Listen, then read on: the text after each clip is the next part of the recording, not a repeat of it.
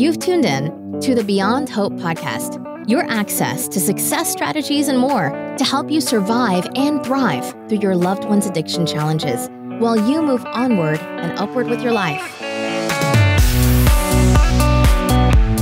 Now, here's your host, Shar Jones. Hey everyone, welcome to the show. This is Shar Jones, and I'm the host of Beyond Hope. And I'm also the mother of an addict. So I understand what it means to love someone who struggles with addiction. It has been a very long journey for me, but I have gotten to a place of hope, beyond hope, which is kind of the ironic twist to the name, that I think really hope is where the healing begins.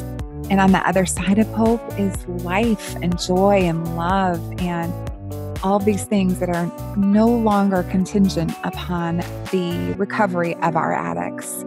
So what I'm hoping to do with this podcast is bring to you so many people that I respect and admire, experts within the industry of addiction and recovery who have so much valuable information to share with me, with you, with all of us. And in addition, we'll be bringing you some stories of hope and hopefully some laughs, maybe some tears along the way, but it's going to be all good. So thank you so much for joining me today, and I look forward to this journey with you.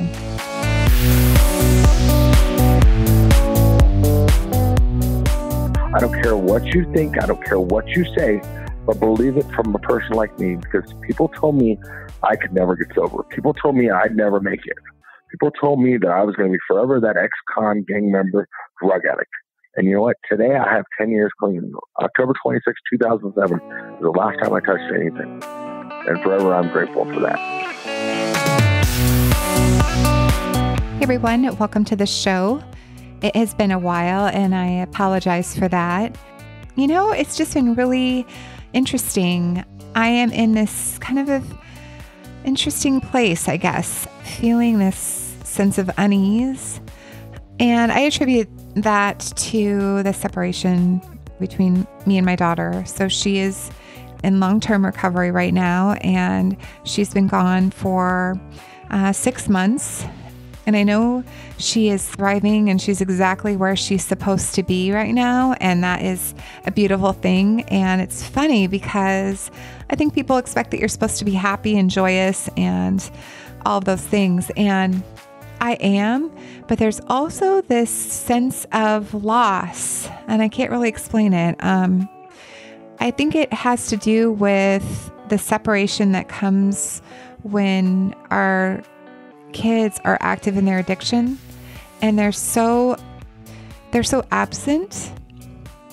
And as well, when we get excited about their recovery and then they relapse, there's just a lot of emotions coming up for me right now. So I'm just trying to kind of not be too hard on myself right now, but just being aware of kind of what I'm going through and trying to take care of myself. So enough of all that. Today I am sharing with you Jeff Dougherty. And Jeff is an incredible human being. I have never met anyone like him. And a lot of the work that I've done becoming more active in the recovery community is because of him. His life experience as a very young boy, getting involved in drugs and gangs, and his firsthand experience on the streets with his addiction, and the way that he is able to look back and just really stay so honest with the pain that he caused, and, you know, how this impacted 20 years of his life, and how he's able to turn all that around. And he's a family man now, but he is boots on the ground day after day, helping addicts, getting the help that they need. And I just have so much respect for him. I'm excited to share his voice with you tonight. And as always, if you ever have any questions, if there's anything that I can do for you, if you need a friend, comments, feedback, anything, you can always reach me at shar@beyondhoperadio.com. And I will talk to you soon. Bye for now.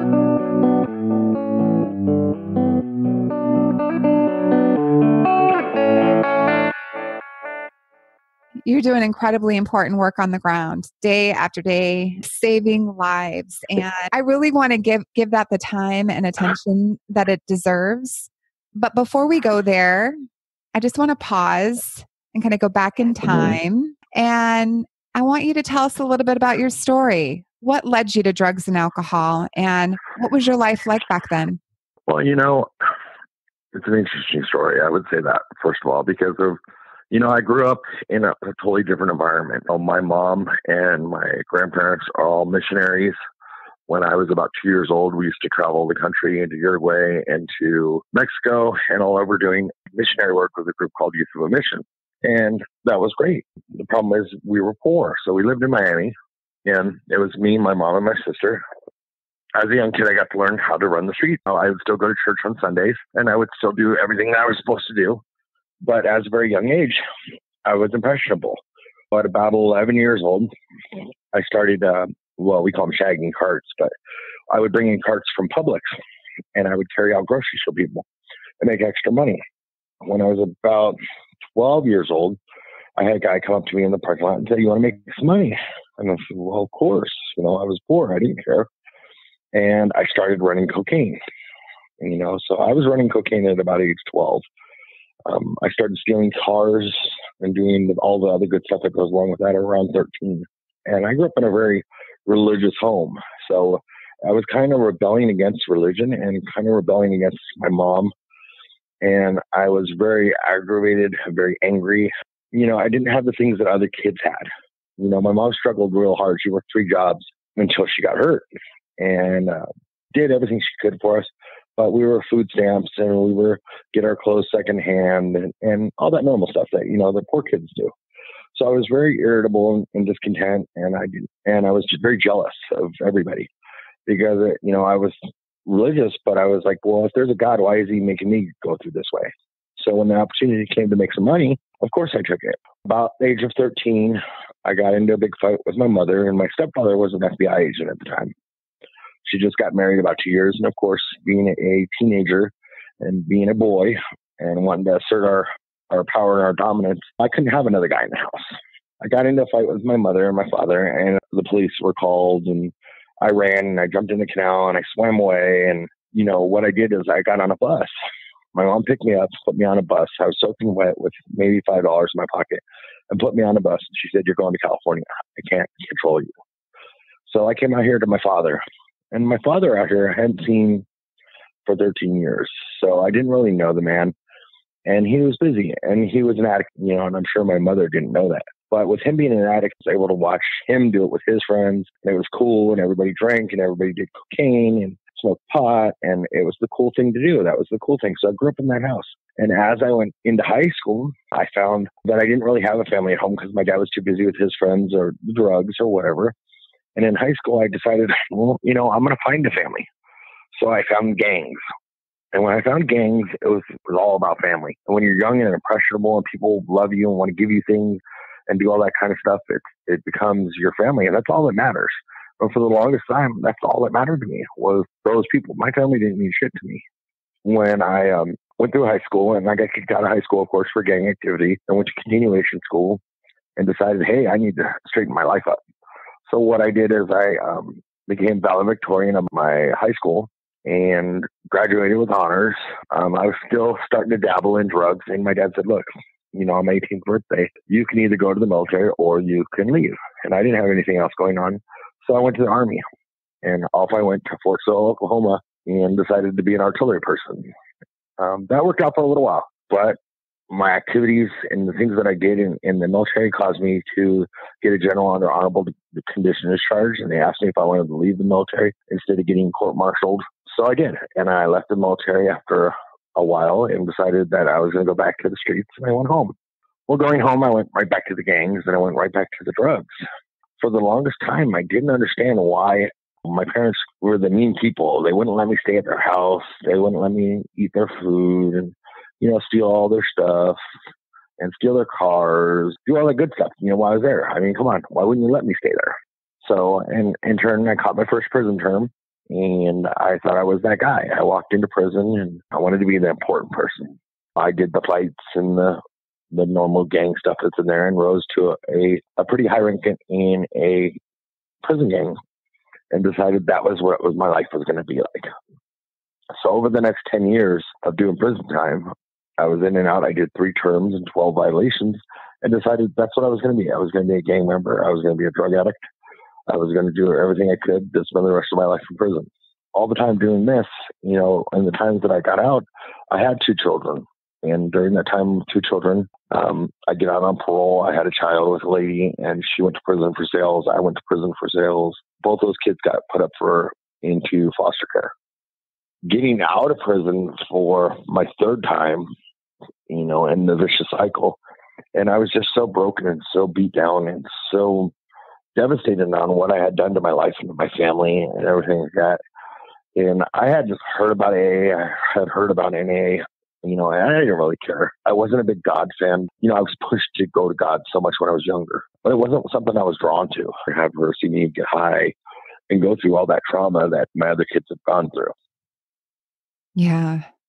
I mean, if that doesn't motivate you, I don't know what would. Well, the other 2 didn't motivate me. When it comes down to it, I didn't give a shit about my kids. I didn't give a shit about my family.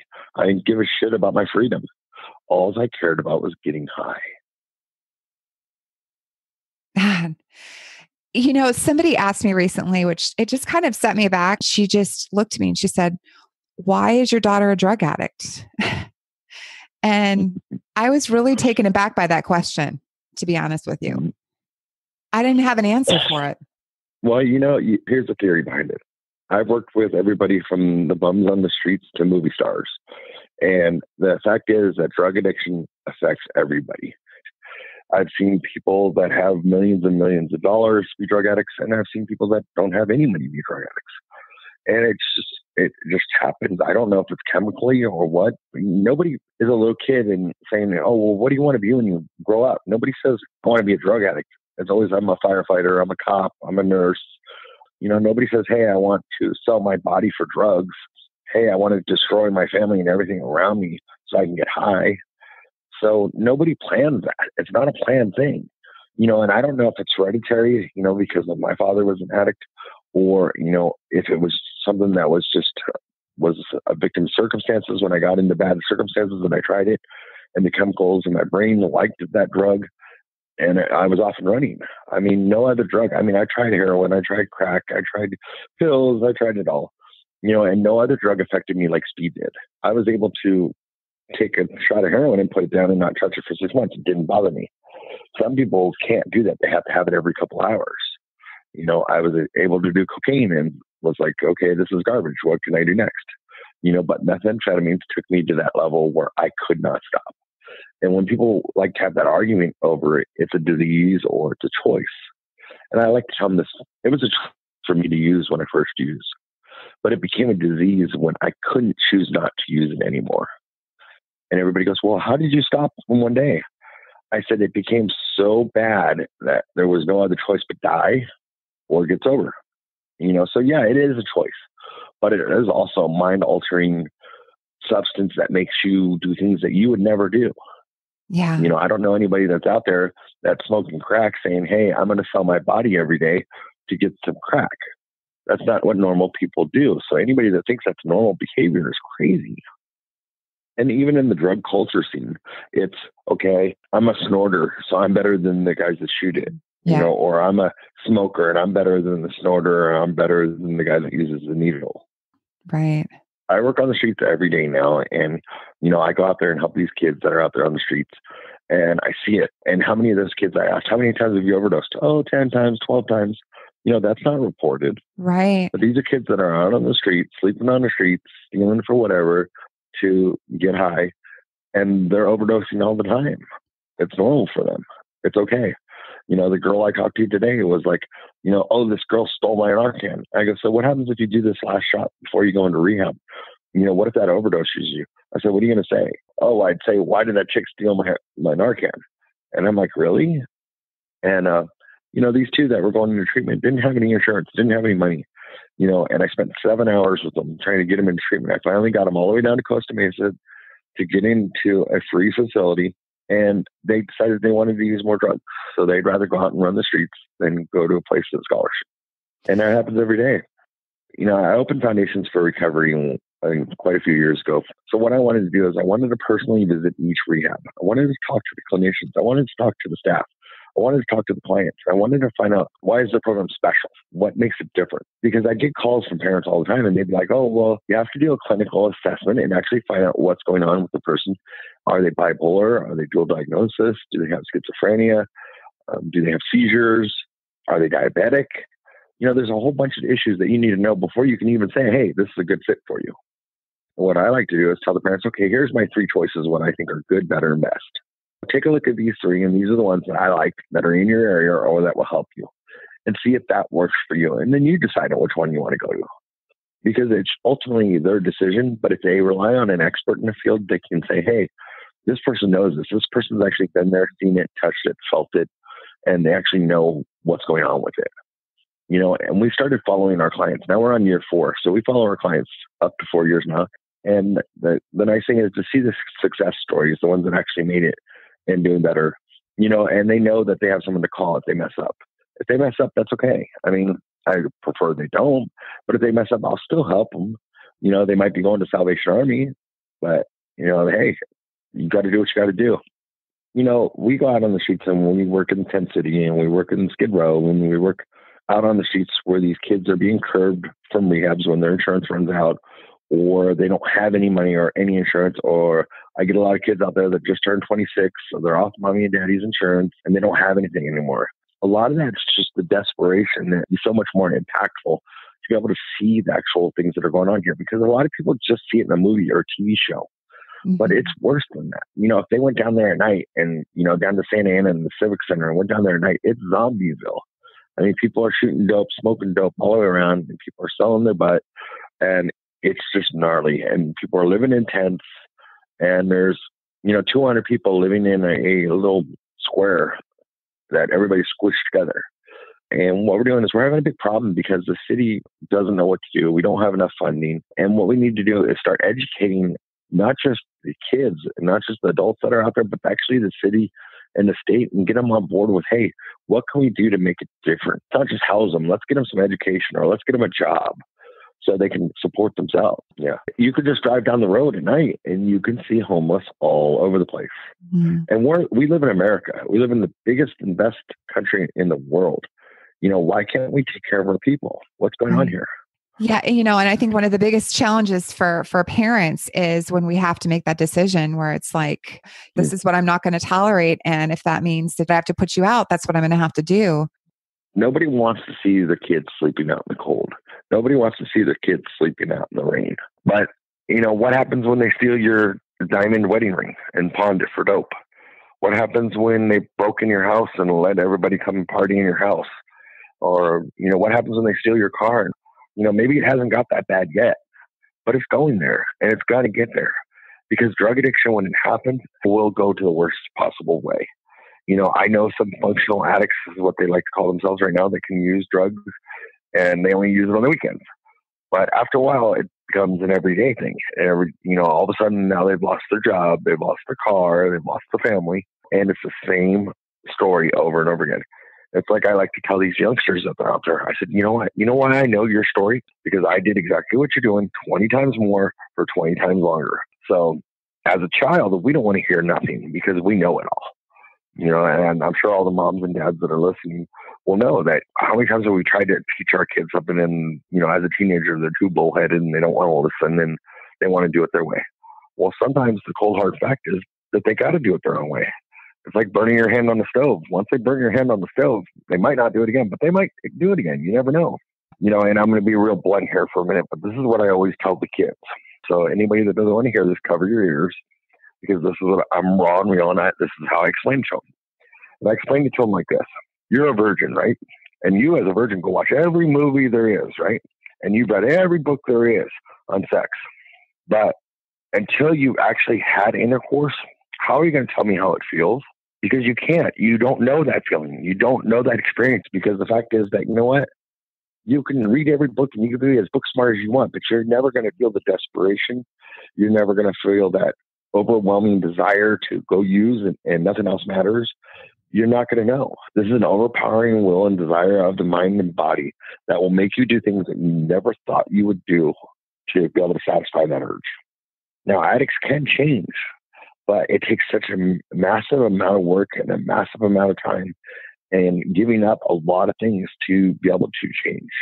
Because if you don't want it more than anything, you're going to go right back to that circle. Yeah.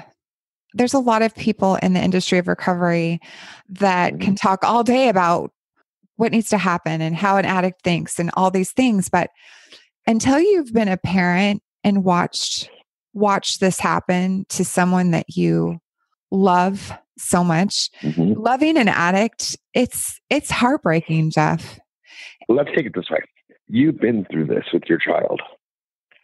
So for you to talk to another parent about, this is what you're going to go through, this is what you're going to have to go, and this is how you're going to feel, and this is what's going to happen, that other parent is going to look at you like you're crazy, because they're like, really? No way, not my kid.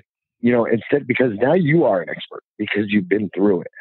And it's the same story with every kid. I don't care if the kid lives in Beverly Hills or if the kid lives in Compton. It's the same story, and the parents are going to go through the same thing.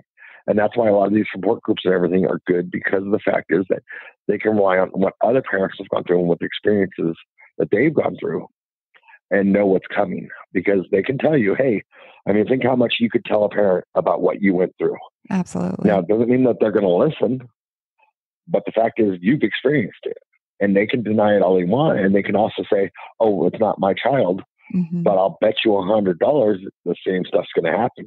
It's just all about, for me, is just planting a seed that when you shift your perspective off of fixing your kid and onto yourself and taking care of your own self first, everything changes. Everything changes. Right. That's my message to my moms out there that might be listening. I don't want to take away from what we're talking about here, but tell us a little bit about what you're doing out there every day on the streets. What keeps you going? What motivates you when things happen like today, where you feel discouraged? How do you keep going? I'd be brutally honest when I say what keeps me going is I make a living amends every day by doing what I do. I did a lot of shitty things in my past. Yeah. I robbed a lot of people. I hurt a lot of people. I did a lot of bad things that I can't make up for. So this is kind of my living amends by giving back, by letting people know that there is hope and doing what I do. It's hard. It's not $1 million work. I live on a very, very short salary that, that helps me get along. But, it's a passion more than anything. It really is.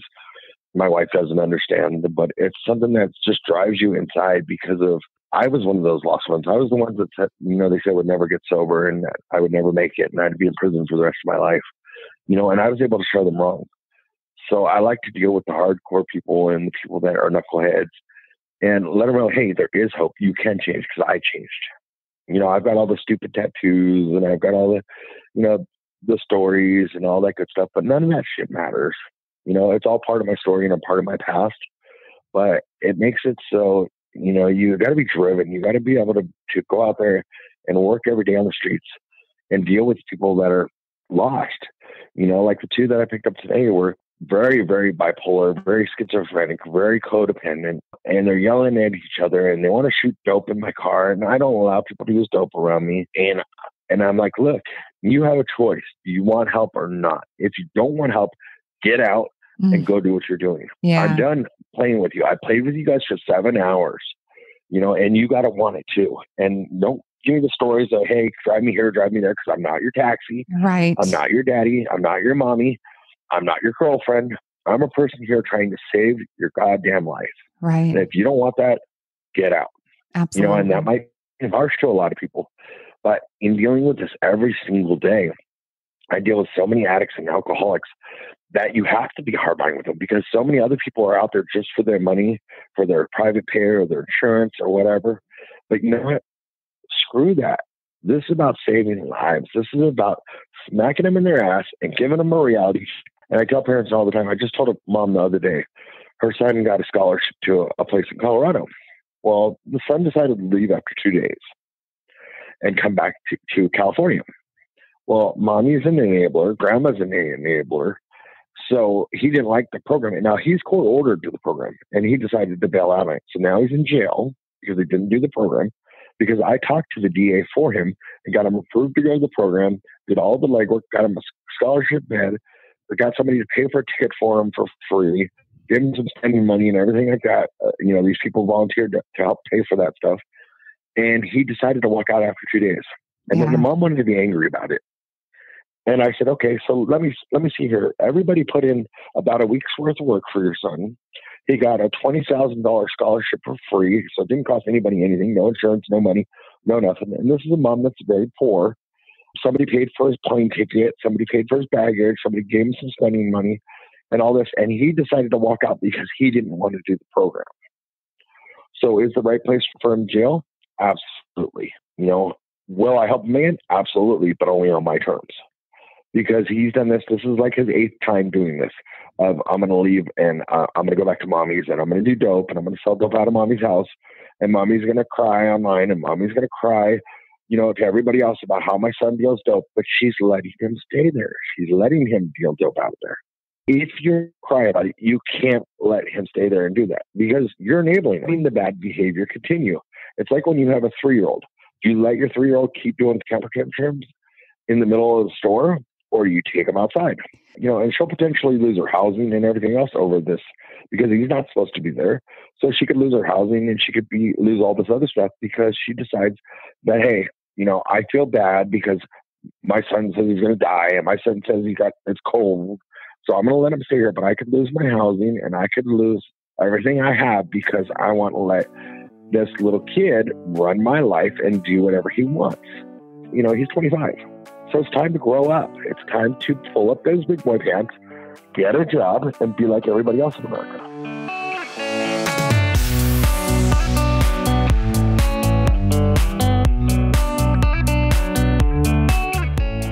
There's a lot of denial going on and a lot of confusion for moms and parents and family members who they're in a fog, as thick of a fog as the addict, really. And it's incredible how parallel those paths are. The last time that I went to the courthouse and she was going before the judge and the public defender had pulled me aside and said that they're thinking about having her do more time, and I had her recovery all set up for her. So of course, I was heartbroken to hear that, but I was so honest to him. And I said, you know what? I don't trust my judgment right now as to what's best for her, but I can tell you that she's got this incredible opportunity. And basically that whatever you do, letting her out without getting her into that treatment program would be the biggest injustice that he could do for her, So that's the part that's so frustrating. Is that they will just let them out the door and off they go with an expectation that they've learned their lesson and they're going to know, how to make better decisions. That is bullshit. It's the same thing with heroin overdoses now. You go to a hospital on a heroin overdose and you're outside the hospital in 3 hours. With no plan. So you just had somebody potentially die and you're going to let them out in 3 hours to go back to do it again. Oh, this is a great idea. I love that idea. Yeah, I think things are changing. I really do. But it's been a slow process. And because of that, how many overdoses were there in 2017? Like 65,000? That's reported. So that's not even the unreported ones. Now, I always tell parents too, it's much easier to put our head in the sand and pretend that it's going to go away or pretend that it's going to be okay. But it's not. The more we pretend, the worse it's going to get. I promise you. And when you lose, that ring that your mom gave you and suddenly that's a 6-year-old ring and it's gone, you're going to know where it went. When your car's gone or we're breaking into your house, you're going to know why. Well, a lot of parents feel guilty, all right, because they think that their kid stole something from them. And the mom is like tearing the house apart, looking for whatever it is, the laptop or the ring or whatever. And they think they're losing their mind. They think they're going crazy. And then when they find it, they feel this guilt, right? And I'm like, sorry, I don't buy into that. They have not earned that. They have not earned that. Yeah, you haven't earned that trust. You've taken away the trust because you've stolen before. I always tell people this too. I said, I can't go in front of the judge for a DUI and say, hey, judge, sorry, I drank too many. I made a mistake. Can I get out now? You did it. That's it. And the next time when you come in, even if you had a point, whatever, and you didn't get a DUI, but you got a reckless or whatever, they're not going to go, oh, hey, you committed a crime one time, so, don't worry about that. Right. Your actions have spoke louder than your words. Because any drug addict or alcoholic is going to tell you everything they want you to hear so they can get what they want. And that is either a place to stay, money, whatever, a ride. They're going to tell you whatever you need to hear so I can get what I want out of you. And then when you don't give it to me, you're going to be the worst person ever. You're killing me. Oh my God, you're going to make me sleep outside. I definitely have a soft spot for the homeless because my daughter's drug addiction led her to living in a tent, led her to living in shelters, led her to homelessness, living in a car. And as a mom, once you see that, it changes everything. Your perspective on everything changes. It's awful. And I've had to be the one that drops my daughter off. Now, some people they're not going to understand this. Maybe they think I'm a bad mom for this, but I've been the one to drop her off and writing down a phone number to suicide hotline. I'm not saying that she was suicidal, but it's like, listen, your choice is to get out of this car and to not go to treatment and not get help. It's a tough spot to be in as a parent. This is one thing you might want to tell your parents. What I tell them. I said, look, when you're calling me for advice, there's a reason for that, right? I said, it's just like if I took my car to the mechanic. Because the mechanic knows what he's doing, right? So I take my car to him to fix it.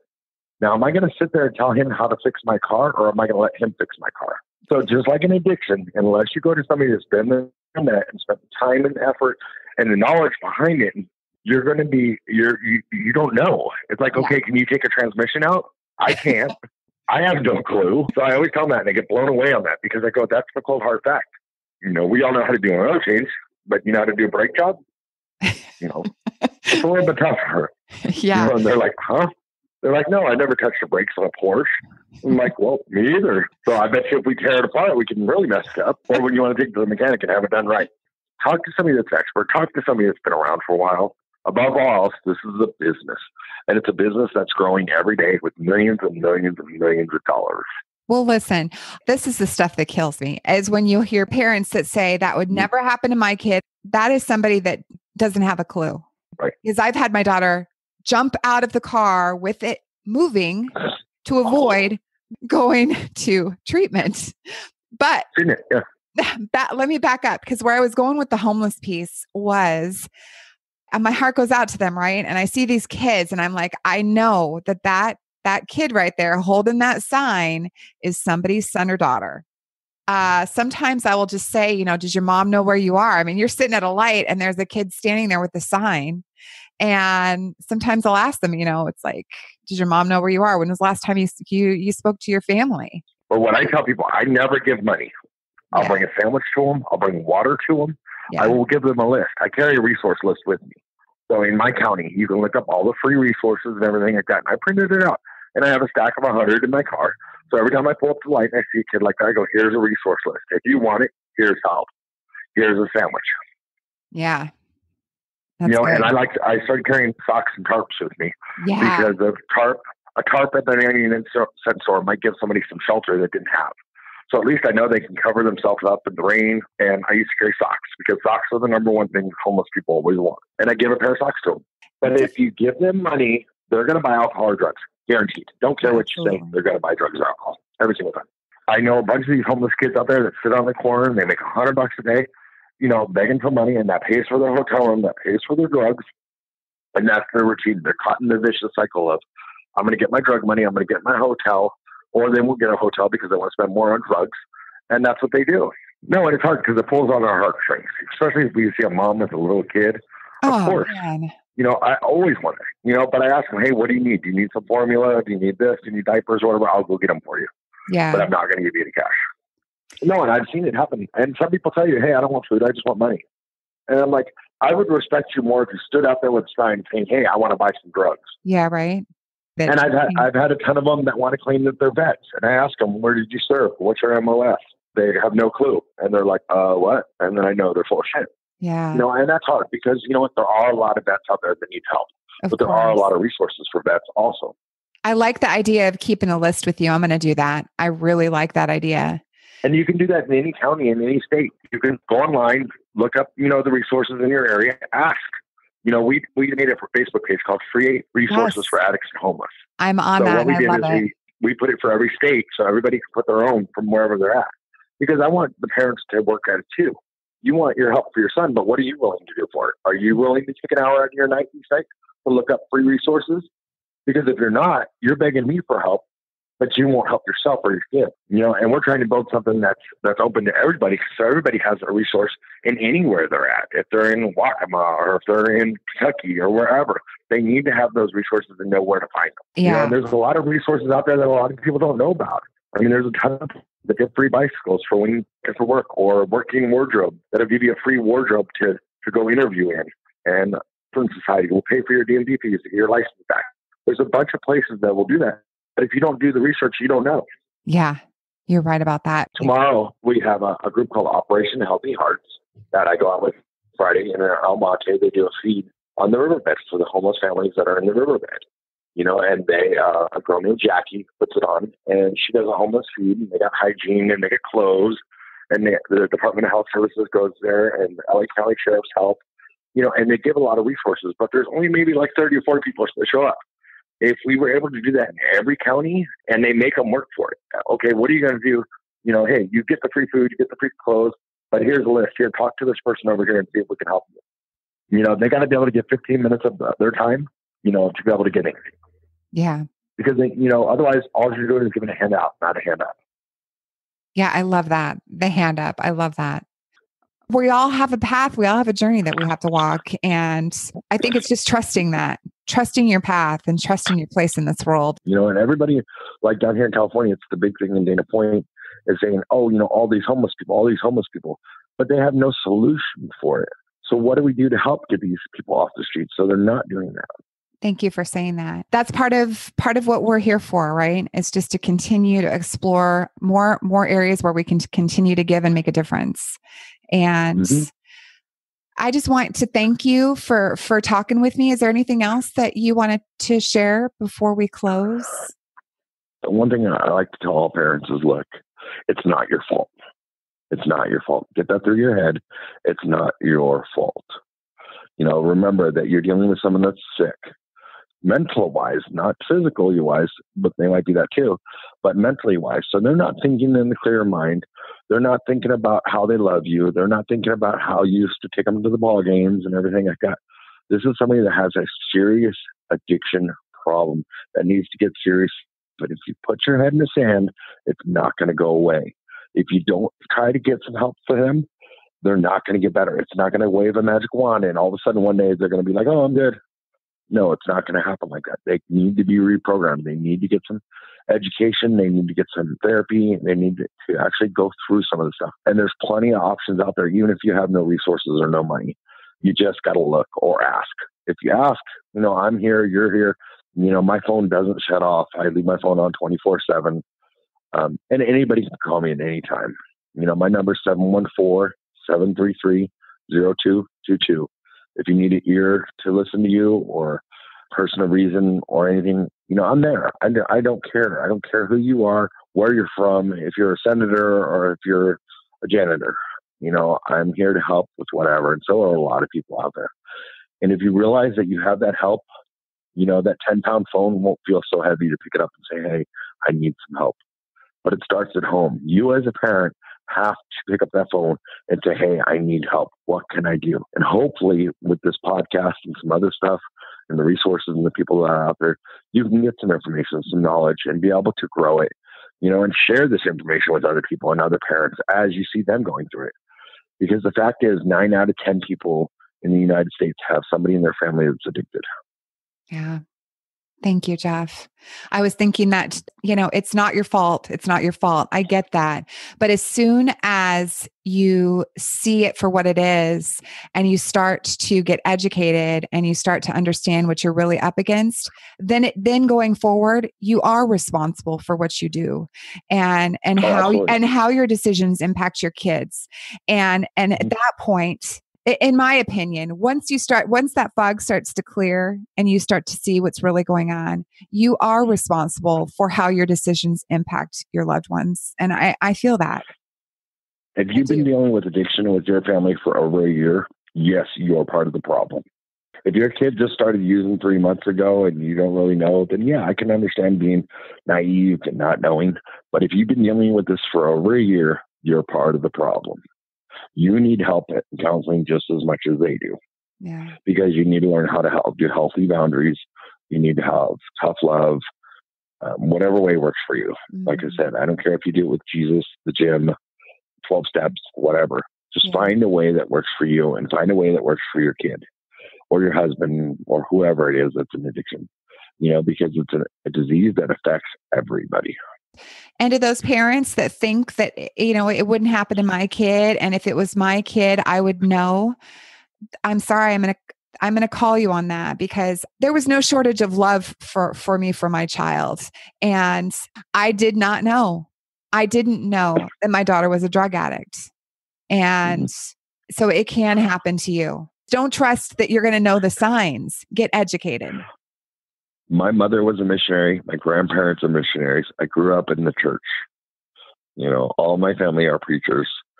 So if I can go down that road and become the worst of the worst, then anybody can. I'm grateful that you have this going in and you're able to reach the moms out there. And what I would also suggest to the moms is share it with another mom. Because even if they're not going through it right now, they know somebody else that is. I guarantee it. So by keeping quiet and keeping silent, it's not going to cure this addiction. In the 12 steps, it says that we need to be anonymous. I tell people, you know what? I don't follow that for a reason. Because you know what? If I could scream from the top of my lungs at the top of this mountain and let everybody know I'm an addict and I made it, then I will. Because you know what? If I'm loud and proud and show people that I made it, then it might just save somebody else's life. If I shut up and I don't say anything, then somebody else might die. Thank you for bringing that up, because I can tell you that being anonymous made me so physically sick for years. Remaining anonymous for my daughter did not help her. It did not get her clean. It didn't change her life. It didn't save her. It just made me physically sick. So, and one thing also for parents is get educated, read up on it, ask around, look at the different things, talk to other parents that have been through this. So you don't fall into the traps as everybody else did, because we all do. We all do. We love our kids, dearly, and we want to do the best for them. But in the end, we're not dealing with our kids right now. And like I said, I'm super grateful and super humbled to be able to be a servant out there and just helping whoever. And, I'm super grateful for people like yourself that are getting the word out there and able to share the message with other people and letting them know that, they're not alone. Because the one thing we feel as parents when our child is that way, we feel alone. We feel so alone and so ashamed, and we don't want anybody to know. I've dealt with plenty of families in Beverly Hills that, oh my God, I can't tell anybody my kid's an addict. Well, you know what? Maybe you should. Yeah. Maybe you should be like, hey, I need some help. Hey, these $1,000 therapy sessions aren't working. Maybe they need a kick in their ass and not live in Beverly Hills right now. Yeah, exactly. Listen, if there's an addict listening right now that is feeling like they can't do it, what do you want them to know? That there is hope, there is help. It doesn't matter, like I said, if you have money, insurance, nothing, we'll find you something. There are plenty of programs out there that will help, and maybe not a program's good for you, but you know what? Start with day one. All it does, like they say, it starts with one step and one day. And even though I have over 10 years clean, I only have one more day than anybody else, because what if something really bad happens tomorrow and I decide to use over it? The only reason why I don't use today over it is because I have a different way of thinking. I know with every fiber of my body, if I use again, I will be in prison for life or dead. And that's it. And that takes a long time to get there, because a lot of addicts don't get that at first. It took me 20 years to realize that. So remember, don't lose hope on your kids. Have those healthy boundaries, but don't lose hope on them. Always give them that love, but always keep it at an arm's distance. Because if you don't, we will use you, we will steal from you, and we will take everything you have. And not just monetarily yours. We'll take all your emotions, we'll make you physically sick, and we don't give a shit. All we care about is getting high. Thank you, Jeff. So once again, like I said, I thank you very much for giving me the opportunity to speak. I hope that, you get some response on this. Let me know. And, hopefully it touches someone's heart and realize that they're not alone and that there is help.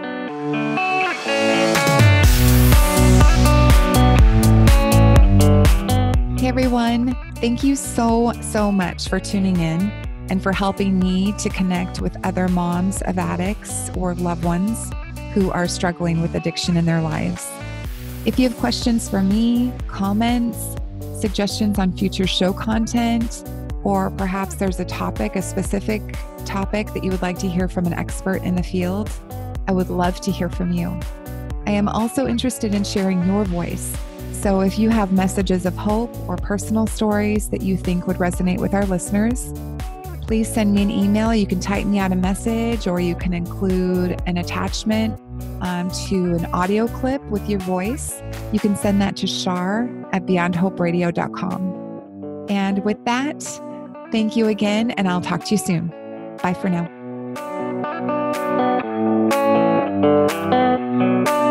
Thanks for listening to Beyond Hope. For show notes and more, head on over to beyondhoperadio.com.